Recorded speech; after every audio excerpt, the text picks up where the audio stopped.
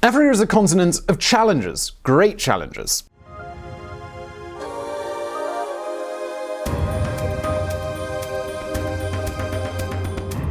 We're talking about a continent that has begun a process of modernization, but there's still a lot to do. Develop a true health network, boost industry, mechanize agriculture, and of course respond to the enormous challenge of improving education. If we look at results from recent decades and identify the countries that have taken the greatest economic leaps, we can see that the common denominator has been an effort to implement high-quality educational systems.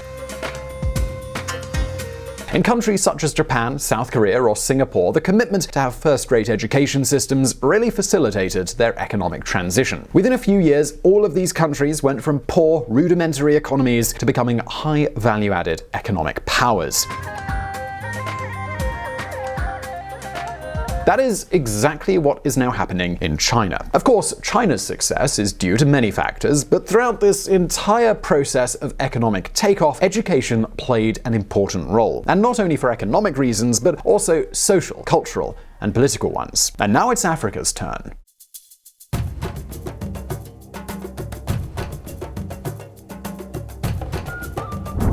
Schools that aren't schools. Obviously, getting Sub-Saharan Africa to the education level of developed countries will be a mammoth task, and it will take decades. And just as a house is constructed from the foundations up, all kinds of public and private organizations have invested billions of dollars in reducing illiteracy and improving schooling throughout Sub-Saharan Africa for more than 3 decades. However, the challenge is so enormous that there's still a lot to do. For example, the lack of access to education in Africa is one of its biggest problems. Despite all the efforts made, more than 20% of children aged between 6 and 11 still don't go to school, and if we talk about children aged between 12 and 14, the figure rises above 30%.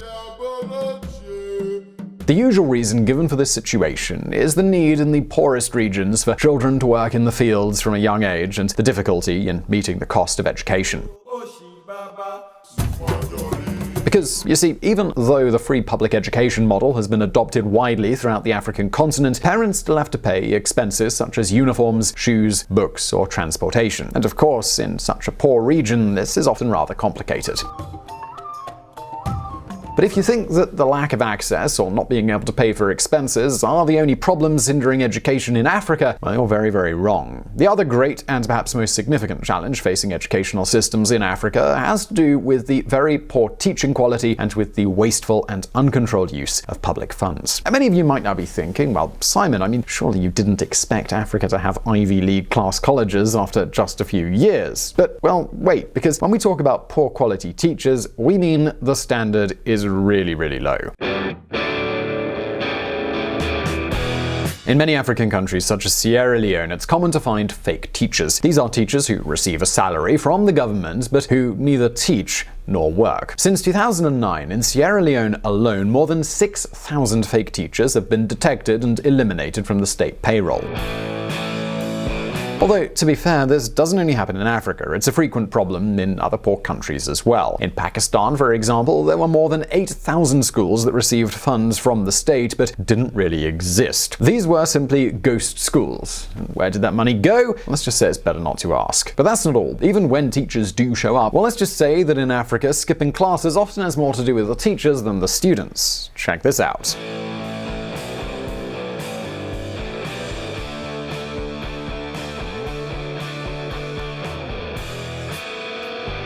Yep, in Sub-Saharan Africa, it is common for teachers just not to show up at school. Some studies show that in countries such as Kenya or Nigeria, this absenteeism affects 15% of the entire workforce. But if this already sounds crazy, well, listen up. In Kenya, this percentage rises to almost 50% if we include teachers who go to school but don't actually go into the classroom to teach.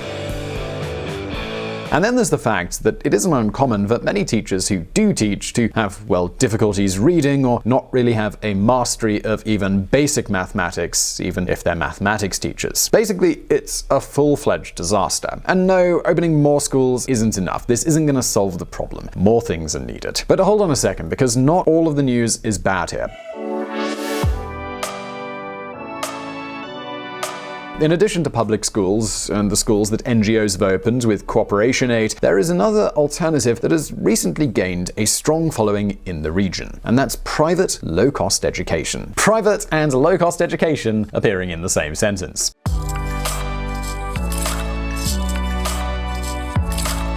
Even though in many parts of the world private education is reserved for people with high incomes, in Africa this barrier is eroding. Could private education help overcome the problems of the continent's educational systems? Well, I'm pretty sure that's a question that you've never asked yourself. To delve deeper into this phenomenon and to figure out what's going on here, in this video we're going to focus on the examples of two very different countries, Kenya and Liberia. Kenya is one of the stars of Africa's takeoff. Since 2013, its economy has been growing at an average of more than 5% per year. Liberia, on the other hand, is still one of the 10 poorest countries in the world and is bogged down with a lot of social problems and a lot of economic problems. So, what's a country as poor as Liberia doing with private education? How and why would a struggling country promote a private education model?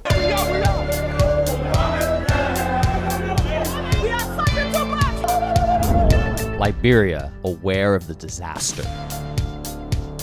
The Liberian government has noticed that it has a huge problem, so huge that it's practically impossible for them to manage it themselves. After 14 years of civil war and constant epidemics, education has remained a second, third, or fourth level priority. Add to this uncontrolled corruption, and the failure of public services is evident. Of course, disastrous management goes hand in hand with disastrous results. However, the Liberian government has decided to break the mold and bet on a fairly novel way to ensure that the poorest have better access to education.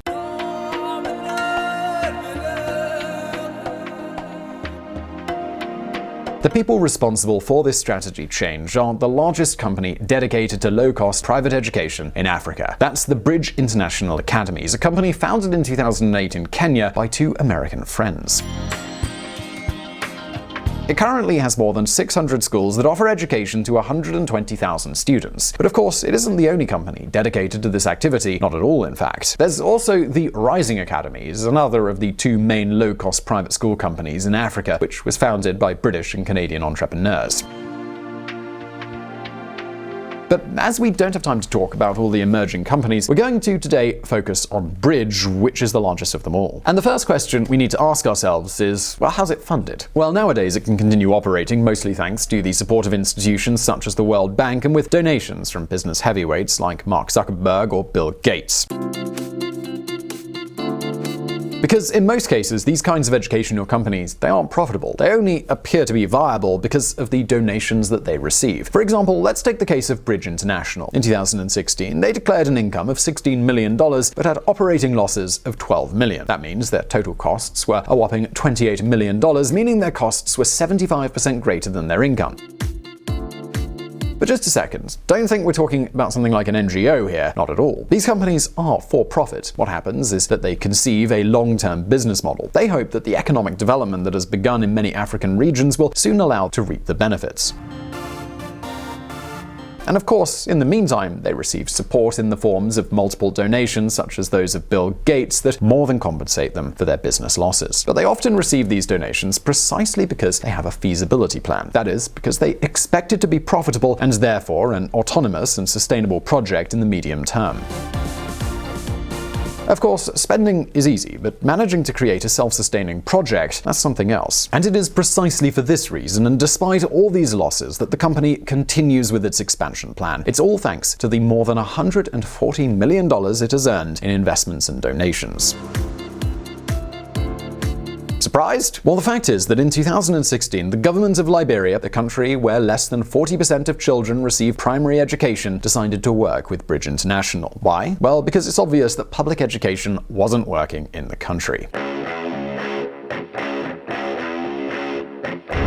Teachers don't show up, even though they're paid by the government. There are no books. Training is very weak. School infrastructure is not safe. We have to do something radical. George Warner, ex-Minister of Education in Liberia. The The point is that the Liberian government signed an agreement for Bridge International to operate 93 public schools with more than 27,000 students. Access to these schools is still free. The government pays for the students. To date, this is the largest agreement signed between an African government and a private education company, and this experiment seems to be quite a success. In level tests, students from schools managed by Bridge International achieve much better results than students from schools operated by the state. To give you an idea of the divide, the Bridge students' results can be 100% higher. That is, the Bridge students do twice as well as students from government-controlled schools. But just a second, because in spite of these positive results, not every country is making things easy for this type of education business. Take, for example, Kenya, the very country where Bridge International was born. Kenya's mistrust. Let's not fool ourselves. Private schools can pose a threat to state-controlled education, and many governments don't like that. Neither do public school teachers. That's exactly what's happening in Kenya, where the National Teachers Union has been conducting a very tough campaign against the low-cost private schools model for many years. Supposedly, they are against the teachers in these types of centers who don't have a government license. This is even though the students' academic results are much better. Bridge is unauthorized and illegal. Wilson Soshan, Secretary General of the Kenyan National Union of Teachers. There is some truth, however, to their arguments. The company itself recognizes it. Technically, we're breaking the law, but so are thousands of other schools who are operating like this. Shannon May, co-founder of Bridge International Academies. Among other things, the educational programs aren't written in the country they're destined for, nor do they meet the local government's requirements. They're usually written abroad. In Bridge's case, educational performance is even evaluated by Harvard professors, which, to tell the truth, and without meaning to offend everyone, is probably not such a bad thing when you consider Kenya's politicians. Of course, not everything is rosy with the private model, and sometimes unpleasant situations occur. Companies like Bridge International are still for-profit companies which require parents to keep up payments, and that can be a struggle in a place like Africa. However, what's the alternative? Public schools where teachers go to class when they feel like it, or where maths classes are taught by people who hardly know how to multiply? In Sub-Saharan Africa, governments have proven very ineffective in providing public services. That's why many alternatives are emerging. In some cases, they are companies, and in others, they are non-profit organizations. The important thing is that these initiatives are revolutionizing education in Africa. Could it be that investing in private, low-cost schools that aim to be profitable is one of the best ways to help develop quality education in Africa? Could it be that investments are better than mere handouts? Well, leave your answer in the comments below, and I really do hope you enjoyed this video. Please do hit that like button if you did, and don't forget to subscribe for brand new videos. Also, please do check out our friends at Reconsider Media. They provided the vocals in this episode that were not mine. Also, this channel is possible because of Patreon and our patrons on that platform. Please do consider joining them and supporting us in our mission of providing independent political coverage. And as always, I'll see you next time.